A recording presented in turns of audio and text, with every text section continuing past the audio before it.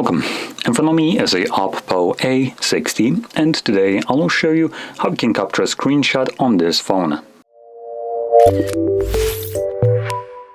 So to get started, you will want to open up content that you wish to capture. I'll be using home screen as an example for this, so it's already open and visible on my screen. Once that is the case for whatever content you want to capture, simply hold the power button and the volume down at the same time. You'll have the sound along with a pop-up, and it allows you to capture a scrollable screenshot and share it. Now after a moment this will disappear. Once it does, you can find the actual screenshot that you've captured in your Photos application. So normally it would be located in the Photos tab, like this one.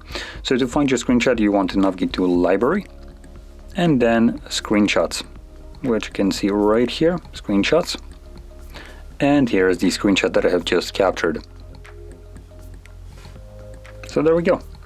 Now, if you found this video helpful, don't forget to hit like, subscribe, and thanks for watching.